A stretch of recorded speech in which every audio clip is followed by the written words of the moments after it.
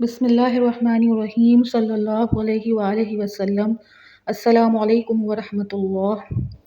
میری توفیق اللہ ہی کی طرف سے ہے، میں نے اسی پر بھروسہ کیا اور میں اسی کی طرف رجوع کرتی ہوں۔ تمام تر تعریفیں اللہ رب العالمین کے لیے جو تمام جہانوں کا پروردگار ہے۔ بعد اللہ رب العزت کی تعریف کے لاکھوں کروڑوں درود و سلام بجانب خاتم النبیین حضرت محمد صلی اللہ علیہ وآلہ وسلم پر اللہ تعالیٰ کا بہت بڑا احسان کہ اس نے ہمیں اپنے محبوب حضرت محمد مصطفیٰ صلی اللہ علیہ وآلہ وسلم کا امتی بنایا۔ حضرت رویفی رضی اللہ تعالیٰ عنہ بن ثابت حضور اقدس صلی اللہ علیہ وآلہ وسلم کا ارشاد نقل کرتے ہیں، جو شخص اس طرح کہے اللہم صلی علی محمد وانزلہ المقعد المقرب عندک یوم القیامہ، اس کے لیے میری شفاعت واجب ہو جاتی ہے۔ درود شریف کے الفاظ کا ترجمہ یہ ہے، اے اللہ، آپ محمد صلی اللہ علیہ وآلہ وسلم پر درود بھیجیے اور ان کو قیامت کے دن ایسے مقرب مبارک ٹھکانے پر پہنچائیے جو آپ کے نزدیک مقرب ہو۔ کتاب فضائل درود شریف۔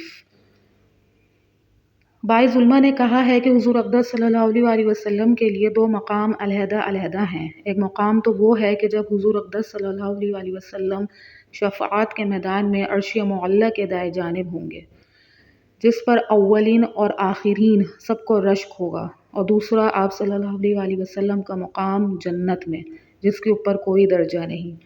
کسی قیدی یا مجرم کو اگر یہ معلوم ہو جائے کہ حاکم کے ہاں فلاں شخص کا اثر ہے اور اس کی سفارش حاکم کے ہاں بڑی وقیع یعنی ویلیوبل ہوتی ہے، تو اس سفارشی کی جو خوشامد میں کتنی دوڑ دھوپ کی جاتی ہے۔